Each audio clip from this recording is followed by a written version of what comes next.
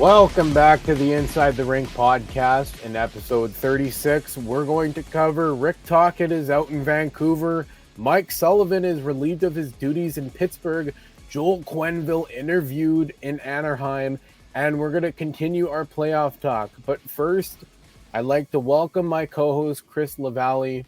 Chris, how are you doing this week? It's been a chaotic week. Nice to sit down and get a little break and some reprieve from everything and talk some playoff hockey and what's going on around the hockey world. Well, yes, I agree with that. And I think most of the playoff talk on my end, spoiler alert, I guess, is a lot of the refereeing stuff and just how much of the flip-flop has happened.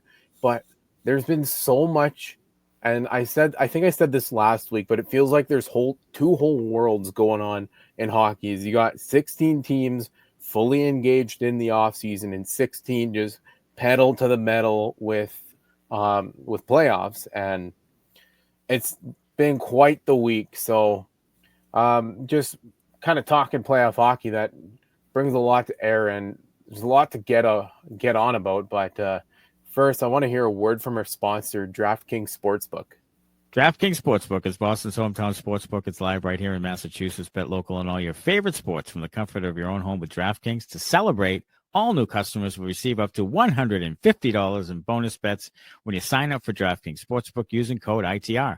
You can now bet local on money lines, spreads, props, and more with one of America's top-rated sportsbooks. That's DraftKings Sportsbook. Download the DraftKings Sportsbook app. Sign up with the code ITR to get up to $150 in bonus bets to use now that mobile sports betting is live in Massachusetts. That's code ITR only at DraftKings Sportsbook. If your loved one is experiencing problems with gambling, call 800-327-5050 or visit helplinema.org to speak with a trained specialist free and confidentially 24/7. Must be 21 plus, physically present in Mass. Eligibility restrictions apply, subject to regulatory licensing requirements. Eligibility and deposit restrictions apply. Opt-in required. Bonus issued as free bets. Terms at DraftKings.com/MA. That's code ITR. Chris, a lot of stuff going on, and it feels like every week there's at least one or two coaches getting moved on. And today, actually, Rick Tocchet, he's done in Vancouver. He's not going to renew his contract, and he's out. It was not the greatest season for the Canucks, and it seems like it seems like they're in a position where it's a free fall. And just where do you go from the position of losing your coach, losing one of your most intense players in JT Miller, and how do you rebuild? How do you rebuild and restructure from here? I know a lot of other teams have done it, but how does one team recover so quickly? Well, also, let's not forget, it seemed like the beginning of the season, the first couple of months of the season, that there was some animosity in the locker room between Pettersson and JT Miller. So, making a change in the voice that you have in the locker room may also help with this team. So, I mean, in a way, that I think, my opinion, the writing was on the wall that they were going to go a different direction, especially with all the stories. I don't think it was just them two, but I think there was more that came out throughout the season about different players and their attitude and that kind of thing. So the idea of a different voice, and now, I mean, as an organization, we'll get into a couple more in a little bit, but you see all the names that are out there for coaching options, and looking into those isn't a bad idea. And like I said, getting a new voice inside there. And I think a lot of teams will be looking at that new voice structure. You have to wonder if, just with Tocchet being available and Philadelphia having a coaching vacancy, it makes sense where Tocchet there's a lot of interconnectedness there. And I don't want to say he had one foot out the door, because one, that's not my place to say, but it makes a lot of sense just because of the history between Tocchet and Philadelphia. And that's what I saw a lot today was Tocchet in Philadelphia. Yeah. So it's at the point where if it happens and it's an "I told you so" moment, I can do the finger wag, or if it doesn't happen and if he goes to a team like another team in the league, then hey, here we are. And we're at the point in the off season that it feels like if a team's going to make a change, you're going to make a bold change because that cap's going up. And why not add a couple of new pieces into your room and get a new voice? One team that I wouldn't be surprised to see make a change is like Nashville. Yes, Brunette, like President's Trophy winners, had a great resume going into Nashville, but maybe Nashville wants to change too after their season. So there's a lot of good talent on the market. And speaking of a lot of good talent, one of the names that I guess a lot of people, it surprised a lot of people. It surprised me, but it didn't surprise a bunch of other people. And that's Mike Sullivan, who was relieved of his duties in Pittsburgh. This was one that I thought it would have been a midseason thing next year because Sullivan's resume speaks for itself in Pittsburgh, and he one of, if not the longest tenured coach in the NHL before he was relieved of his duties. Now you have a new voice in the room coming in with guys like Crosby, Letang, and Malkin, who have been there for a long portion of Sullivan's tenure, and who maybe it's for the best that they get a new voice, but Chris, I don't know how this is going to shape up for Pittsburgh in the offseason. I thought for sure that, like you said, I thought it was going to be a middle of next season. See how they start out, next season, what they're at, how they look, what moves they make, and how things gel, and go from there. But I've seen a lot of Mike Sullivan to the Rangers, but my favorite one is, I believe, and I thought I saw this somewhere, he's the father-in-law of Charlie McAvoy. That is correct. Wow. So Boston has the chance to do the funniest thing of all time and have Mike Sullivan become the head coach in Boston. They didn't. They said that they were going to still have the possibility of Joe Sacco coming back, but they're not glued to it. So Mike Sullivan, they could do something really interesting in Boston next season. And with Mike Sullivan being available, is every team that has a head coaching vacancy or might have one will be sniffing around Sullivan. Mostly the teams with a vacancy, but it's just at the point where, like you mentioned, that Boston connection. Connor confirmed it for us, and now he also was the head coach of the Bruins in the 03-04 and 05-06 season as well. Yep. Okay. So there's even more ties there. As I know, a lot of people are saying the Rangers, it makes more sense for him to go to the Rangers, which I agree with because it's familiarity for the coach. But then you look at the ties and the previous coaching history that he's had in Boston. There's another team that makes sense. Boston underperformed this season, no questions asked. And now maybe they look to have a rebound here. Maybe Sullivan's the voice you bring in to do that rebound season. And now you look at a team, say like Anaheim, a team with a very bright future that could use a voice like Sullivan. Maybe Sullivan goes to a team like Anaheim and just shocks everybody. That would be the same as saying talk it somewhere that's not Philadelphia. It'd be a surprise. Yeah, like talk it to the Rangers, which would be a lot of surprises there. But speaking of Anaheim, Joel Quenneville,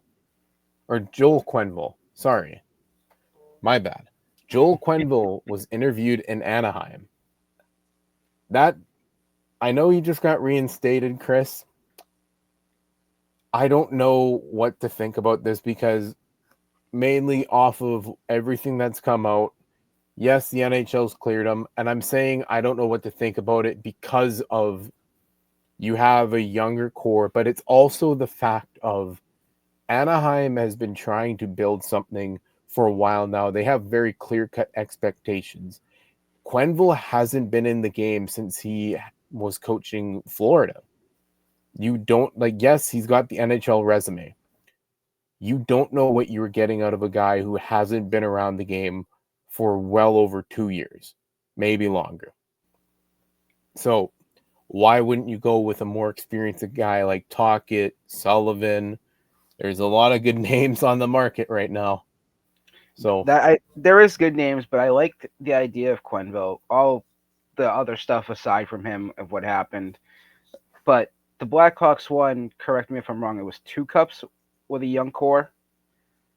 Yeah, or was it 3? 2. The Blackhawks won in 2010, 2013, and 2015. So three cups in the core and with the core. Yeah. And Anaheim has that young core. So Quenneville's done it. He has the experience of how to do it and get those young guys to the next level. So the idea of bringing in somebody with Quenneville's experience, Yeah. I like the idea of him coaching Anaheim. I agree. This is an off season where there's a lot of names available: Peter Laviolette, Tortorella, Sullivan, Tocchet. A lot of names that we've said where they could go any direction. But when I saw Quenneville, I was like, this could make sense, and they could build off this and go the right way. And that also goes is you look at the guys that they have in their locker room.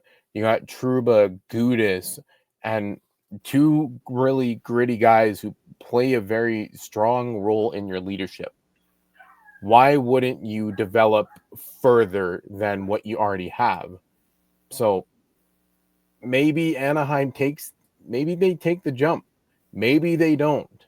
Well, that's going to unfold in the coming days. Chris, the playoffs,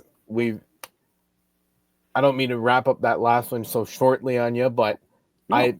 I'm itching to talk playoff with you, and we have our predictions. Reviewing our predictions, I have Toronto and Tampa for facing each other round 2, Washington, Carolina, Winnipeg, Colorado, and Minnesota, LA. Chris has Toronto, Florida, Washington, Carolina, Winnipeg and Dallas, and finally Vegas and LA. Chris, how nervous do you feel after the last 5 days of watching hockey? I think it's funny because the Eastern Conference to me is all but wrapped up for who's moving on. I don't see any of those 4 teams that are down 3-1 making a comeback to move on to the second round.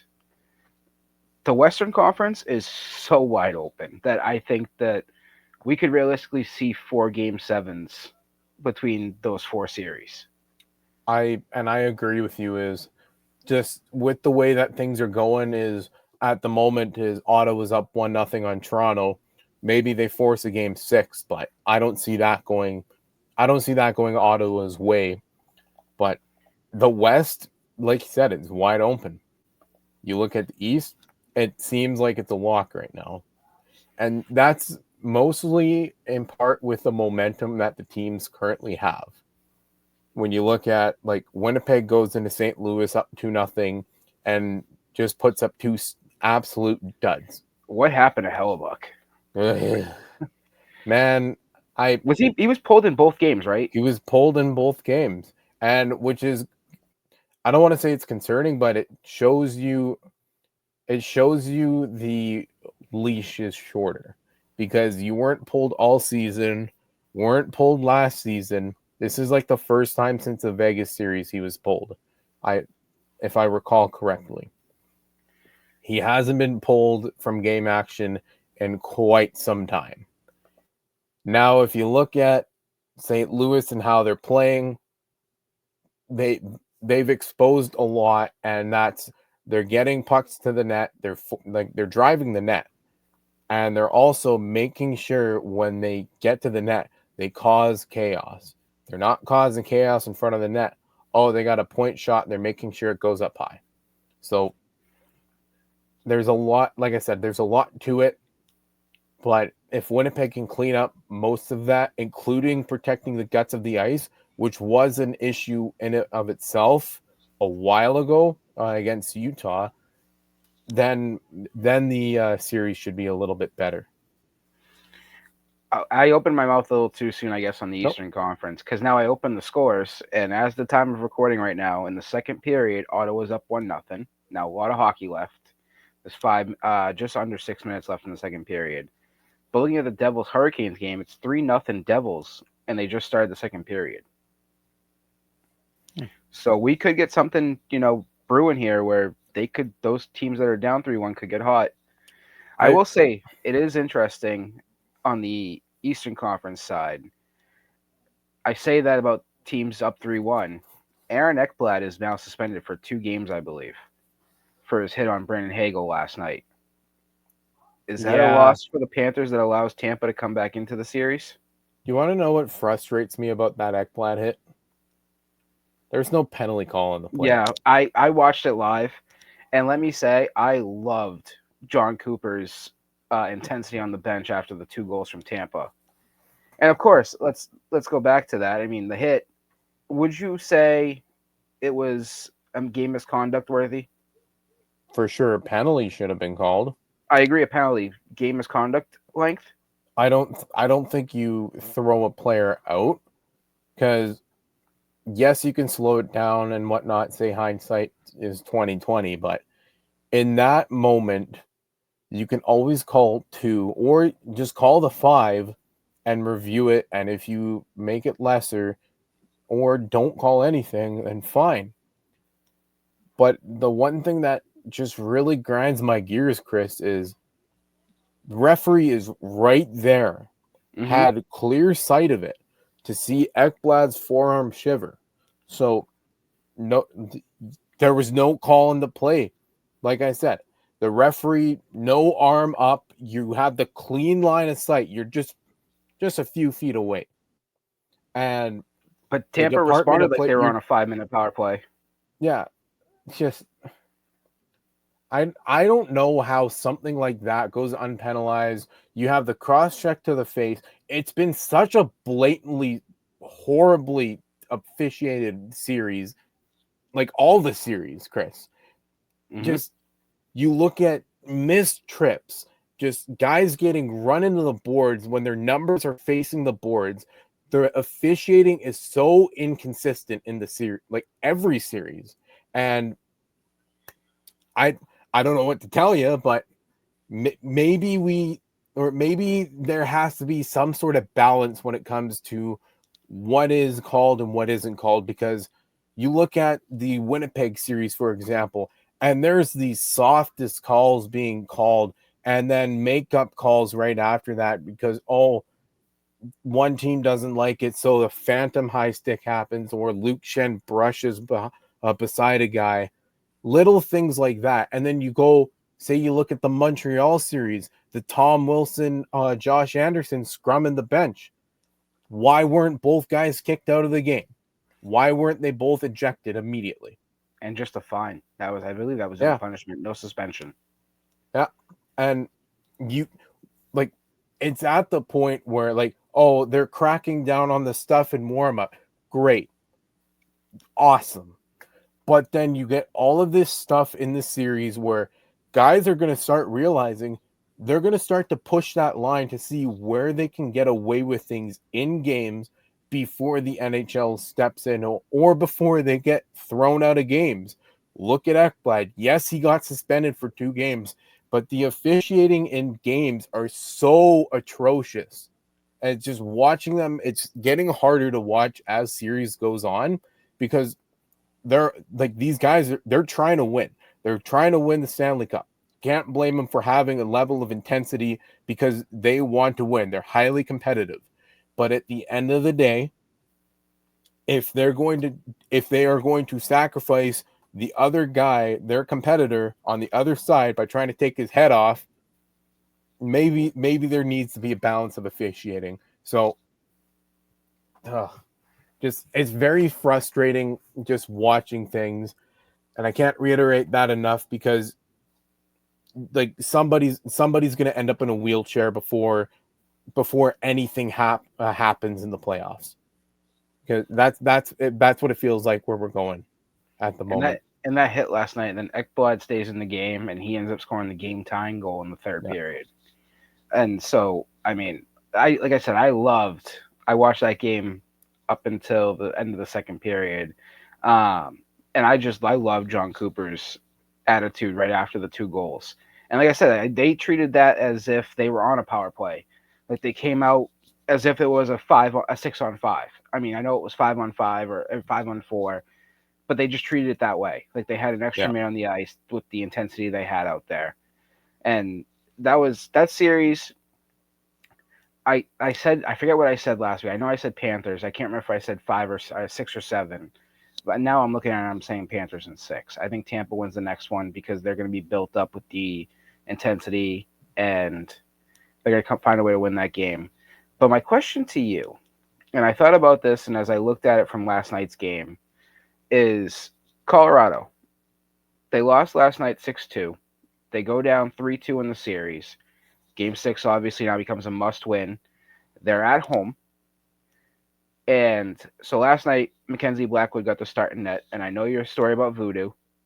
And Blackwood, probably his worst game, I'd say, definitely all series.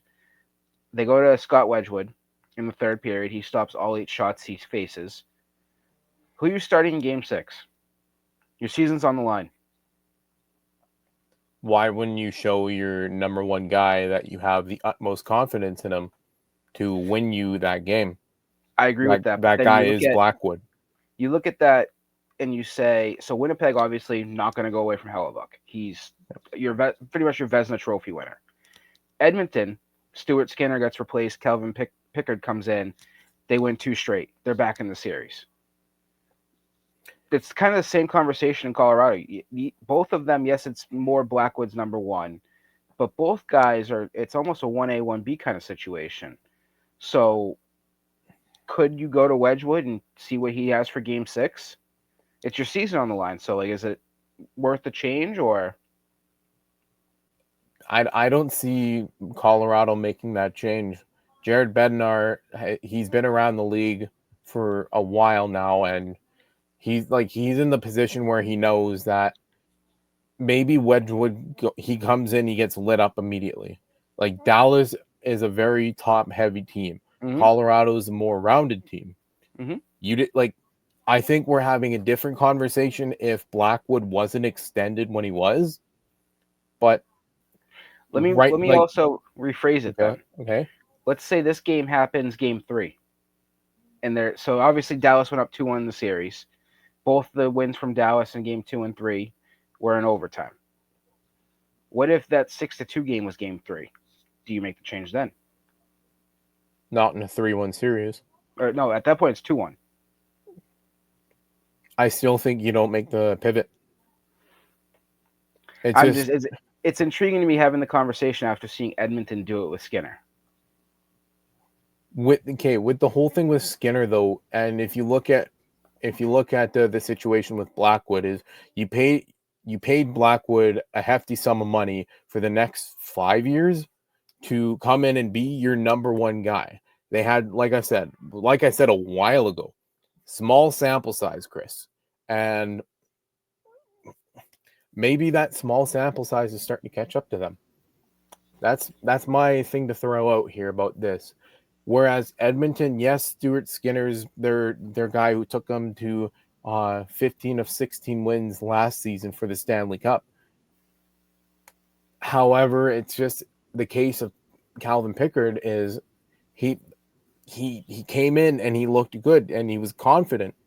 Not saying Skinner or Blackwood weren't confident or even Wedgwood, but I think it's a level of confidence displayed by the netminder and the coaching staff in the goaltender. And you know me, I'm always going to preach that goalies are voodoo because it feels like no matter what they do, it's voodoo this, voodoo that. And like the way that Calvin Pickard played in games 3 and 4 made a lot of key saves and kept Edmonton's hopes of not getting swept alive. And like, it's in a situation where he won the trust from the coaches. You take a big Game 3 when you're down 2-0, and then you take a big game 4 to tie it 2-2. I think if Colorado is down 2 games to Dallas, maybe they pivot to Wedgwood in game 3 to see where things are. But it's like I said, it's a 1-game series. You're going into game 6. I don't see why you would pivot.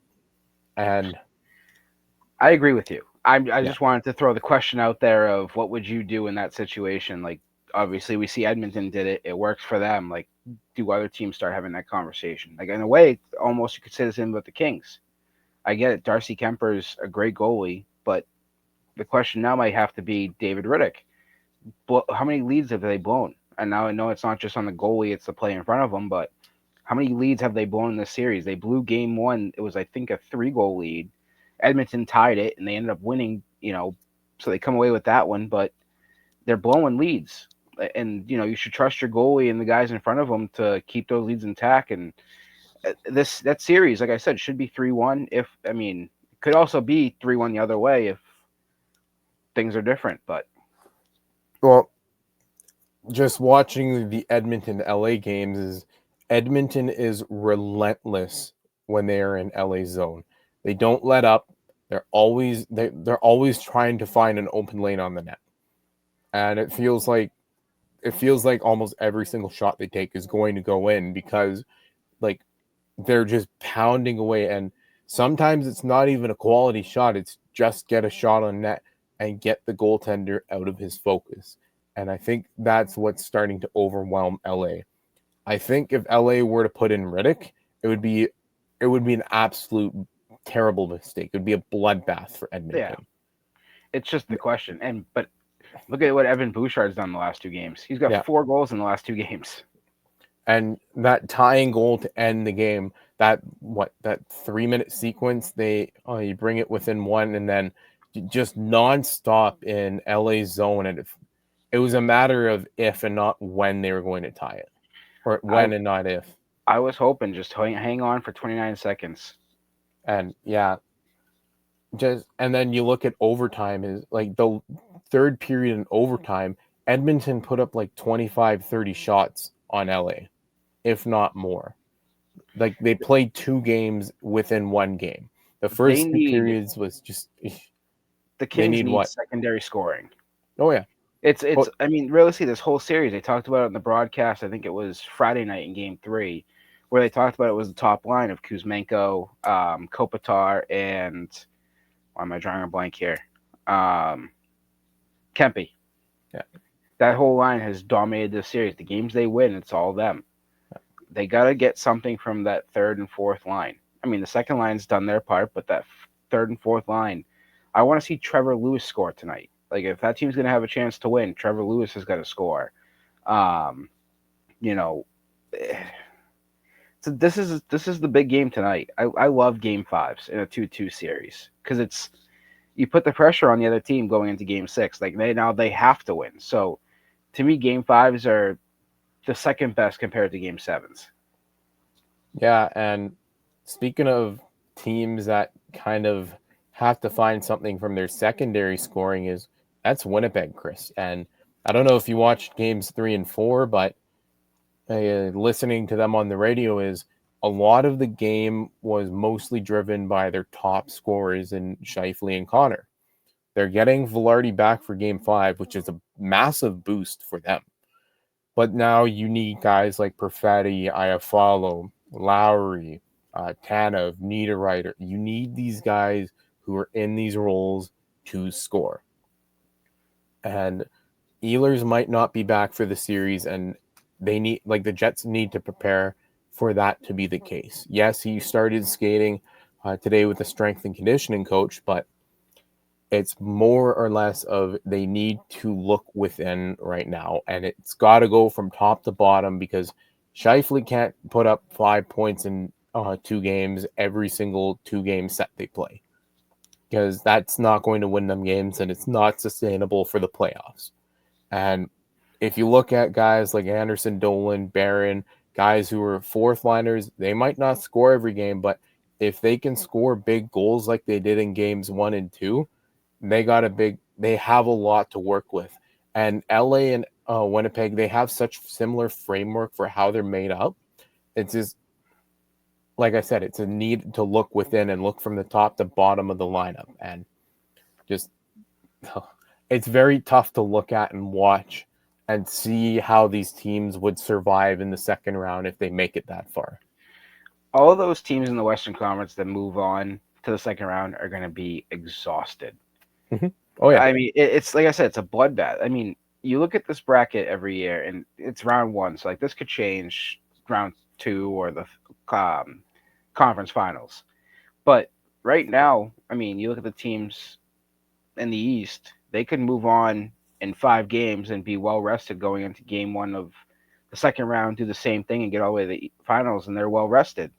Whereas the Western Conference they're all look like they're going at least 6, if not 7. So they're going to be dead come second round. Then they got to battle it out where you look at, like I said to you, I think when we talked about this a couple weeks ago, whoever comes out of Dallas and Colorado is going to be dead tired going into Winnipeg, or at this point, maybe St. Louis. But the time when we talked about it, I said Winnipeg. And now it's opened the door where you could have the conversation where I said with them both, Dallas or Colorado, being tired, that Winnipeg might move on. Now Winnipeg might be tired too, where it's now you're getting whoever's the better team and who's ever more prepared. yeah, and the Winnipeg series, it's whoever wins game 5, that's who takes the series, because that game 5 is it's do or die. Winnipeg has to win on home ice if they want to put pressure on St. Louis, and St. Louis, if they win on the road, win in Winnipeg, is they have all the momentum in their favor for game 6. Yep. It's very clear cut what happens tomorrow is the deciding factor, and that Dallas Colorado series, that one's going to boil down to whoever's just out hitting the other team, and we're seeing a lot of Dallas. 7. Yeah. I think that's yeah, 7. definitely, and maybe that Winnipeg series goes 7 too. But like I said, Chris, we're going to see how things unfold here. But the one series that's really intriguing me up until this point is Vegas and Minnesota. Yep. Because I thought Minnesota wasn't going to put up as much of a fight as they have. And maybe it's a part of just looking at the balance of the rosters, but I had them moving on, but I was looking at games and watching things, and I was starting to have second thoughts, but now I'm looking at the performance of Minnesota in most games and saying, you know what? They're bound to do something impactful, and maybe this is what they're going to do. And whoever Minnesota gets out of that Edmonton LA series it's going to be interesting, because they're 2 tough opponents coming there, and Minnesota, they don't got an easy path. I'm really rooting for. I would love to see either of those teams, Vegas or Minnesota, against LA. I think that would be a lot of must-watch TV. Obviously, up in Canada, Edmonton getting there would be great too. But this Kings team, despite what's happened the last 2 games, is a lot of fun to watch. That facing either of those teams will be a great series. Minnesota is scary right now, just the way they're playing. And I don't know about you, but any of the teams left, I don't want to see Vegas, no matter what, with all that experience they have. Yeah, and the deep cup runs they've had, and they're not shy to change things up if they need to. Nope. So you see the mix and match with the Lions. I believe it was Tanner Pearson was out game 1 and 2 and came back for game 3. Maybe I have that wrong. Maybe he was out for game 2 only, but I know he was out at least a game in this series. Yeah. So they're mixing and matching with their lines and trying to figure out who's fitting in right now and who's not, and they have the pieces to do it. They're a talented team that could be scary, and I believe, from what I've noticed, is Samsonov hurt? I wouldn't be very surprised, because I know he had a bit of injury issues this season. So every day when I look at Daily Faceoff for their lines, it says Aiden Hill, and then it says Schmid. Is that how you say his name? Schmid? Akira Schmid? Yes. I think it's Schmid. Schmid. Oh. I'm going with Schmid. But then it doesn't it show is up on the injury report. Schmid. Oh my. Schmid. Okay, clip me mispronouncing things again. Hey, that was the first time I got one right. Yeah, fair enough. But let's actually, the fun part, I don't know if you've seen right now the scores. Carolina came back. You're So joking. the LaValle curse lives on. It was 3-0 when I mentioned it to start the second period. It is now currently 4-3 Devils. Carolina came back to tie it at 3-3, and then New Jersey scored right after. So somehow, we look at the way things stand right now in the Eastern Conference. What I've predicted is so far correct. However, as I mentioned them on the episode, if they're playing, things go sideways. So Senators fans are going to have your head at the end of the night if it goes the opposite way. Here comes 4 goals for Toronto in the third period. Okay, now that you say that, it's going to be what, 5-0 Senators? Probably. Yeah. I probably just double jinxed it. Yeah. Speaking of a good series, Washington and Montreal. I know I got into a very heated semi-rant there about the refereeing in it, but Washington's up 3-1, and Chris, I think they're going to take it. I think Washington's got it in 5. I think it's over tomorrow night. I agree with you on that. Ovechkin does not look like he's stopping anytime soon. Like, no. He broke the record, and then he came into the playoffs just as hot as he was all season. I think he has a goal in 3 of the 4 games, if not more. And Washington just looks like absolute goons on the ice right now. Like, they're playing a good game, a hard-hitting game, but that experience and that size on the team is starting to show. Mm-hmm. And Montreal is severely outmatched. Yeah, you got Josh Anderson and Arbor Jacki, but Washington, like, look at who they got. You got Dylan McElrath, Tom Wilson, Ovechkin. There's a bunch of other names I'm probably leaving off of that one, but like they got the size, they got the team to play that physical sense of game. And I didn't have a lot of high hopes for Montreal going into the series, but it seemed like when they won one game, okay, they're gonna chip away, and just every game that's passing now, it's not hard to watch. It's just at the point where Washington has them in a position where they're going to either they're going to take it in 5, or it's going to be a nice little walk up the stairs holding Montreal's hand. Carolina tied it. You're kidding me. 8:33 left in the second. It's 4-4. Oh my gosh. What's that? Speaking of Carolina and New Jersey. 4 goals in 7 minutes? That's wild. Oh, no, sorry. I have that wrong. That's a New Jersey goal in the middle. What's the series right now, Chris, since you're looking at it? 3-1 Carolina. You think Carolina takes it tonight? I can't say because I'm cursed. We need a shirt that just says the LaValle curse. Yeah. All right, that'll be your slogan. Who you curse We could this probably make that happen, but I'll take the sword for you, Chris. If the Hurricanes are piling it on that quick, they're coming for it tonight. Markstrom's got 4 goals on 16 shots. On the other side, Kochetkov has seen 20 shots. So both teams equally as bad. Apparently tonight's not their night for either one. So who's going to lie on the sword? Just New Jersey just says it's over. Go ahead. Yeah. Well, I was going to say is between the series and the injuries that the Devils have had, I'd be, like I was saying last week, I'd be surprised if they made it as far as they did, but it seems like they wanted to hold on and now they don't, and you've cursed them. They were up 3-0 after the first period. I said something about it, and all of a sudden, I looked down at my phone for 1 second, and it says, we are tied. And then right after that, before I was even going to say anything, it says, it's 4-3 now. Now I look again, it's 4-4. That's wild how that unfolds. It's just Carolina, like Logan Stankoven's the one player I really wanted to talk about. I was just going to say that. Like he's been the money for Carolina.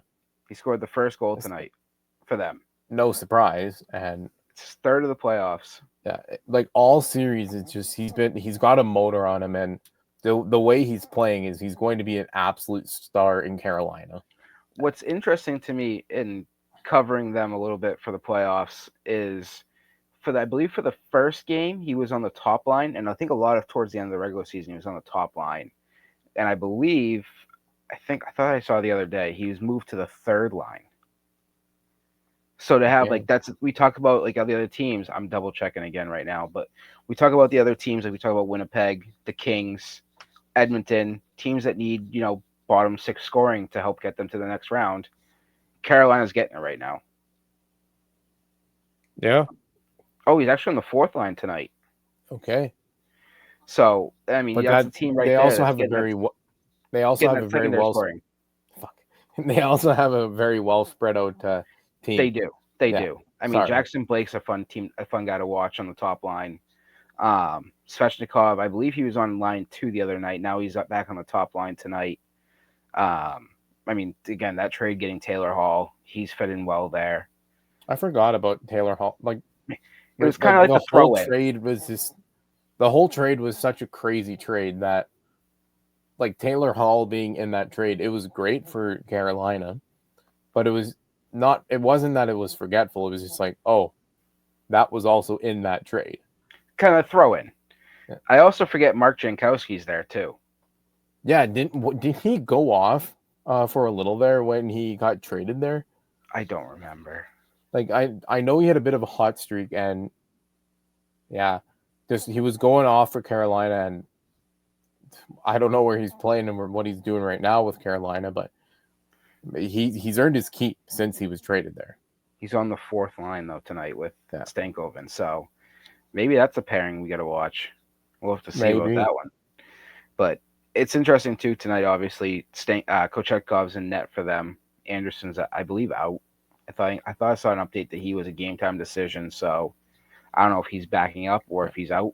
But Anderson would be out if he most likely out. That was what I saw. But okay, well, wrapping this up, Toronto and Ottawa it's been a very hard hitting season or a series actually. Leafs go up 3-0, drop game 4. It was overtime, I believe. And here they are. 3 were overtime. Yeah. The last 3 games, I think, have been overtime. 3 straight overtime. And now here's game 5. Leafs are down 1-0. So let's change the curse. I said 5-1 Toronto. That game's going to overtime. Probably. Well, I mean, with the way that both teams have been playing, I wouldn't be surprised if it does go to overtime, but it's been a very physical series, and a lot of the calls in the series are suspect. I already went off about that. Chris, when I look at everything that has unfolded, do you think Ottawa has enough in the tank tonight to get to game 6? Or do you think the Leafs can put the dagger into it tonight and finish it in 5? I think they finish it tonight. I mean, we got 20 minutes left of game, so I think they do finish it tonight. Whether that, like I said, goes to overtime or doesn't, I think it's over. Matthew Nyes has been red hot this series. I mean, Matthews, I think, has 7 points, mostly coming on assists. I think he has 1 goal.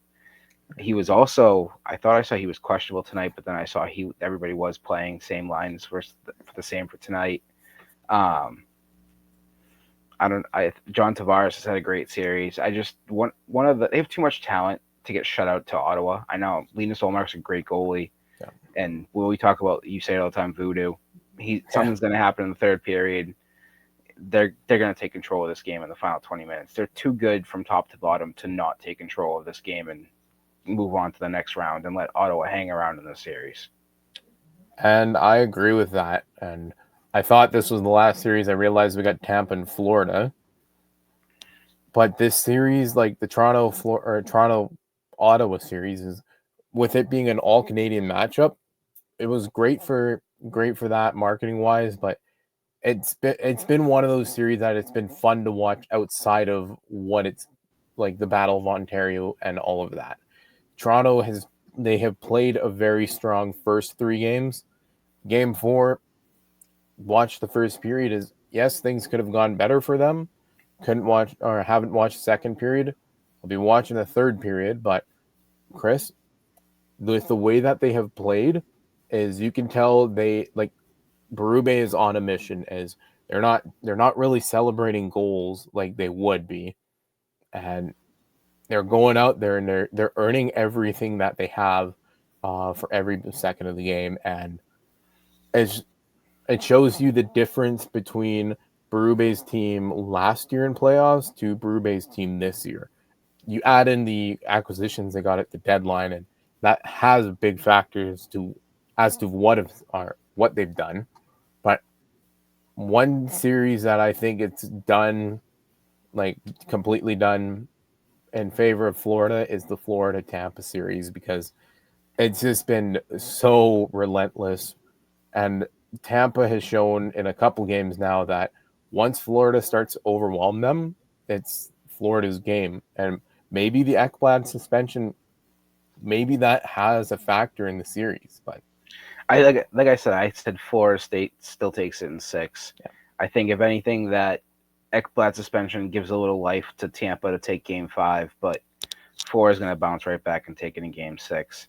And I mean, like you said, Florida's overpowers them in certain aspects of the game. That you saw that last night in the third period. I think Tampa's momentum was at the end of the first period when they scored those 2 goals in 11 seconds. Florida in the last, I believe it was like the last minute, was just in the offensive zone for what it felt like the whole time, and was just putting shots on Vasilevsky, who does not look great in the series. I think he has an 8-something save percentage in the series. And I thought I saw somewhere that that's been the last 3 post playoff runs. He's got an 8-something save percentage. So it's just Florida seems like the better team from top to bottom. And that's, like you said, for the other series, the moves they made at the deadline. Marchand seems to be fitting in well with, I think it's Luosterainen and Lindell in the third line. You know, you saw the other night, I think it was him, I believe it was Tkachuk and I think Sam Bennett all tripping at the Tampa Bay bench at one point during the game. I don't think it was last night. I think that was the other night I saw that video, which honestly, seeing Tkachuk, Marchand, and Bennett all chirping at you, that's a scary sight. And that shows you what Florida has on their roster that not a lot of teams can really outmatch at the moment. Washington could be a good matchup for them, but I think any of the three teams that are up 3-1 right now present a tough matchup for Florida.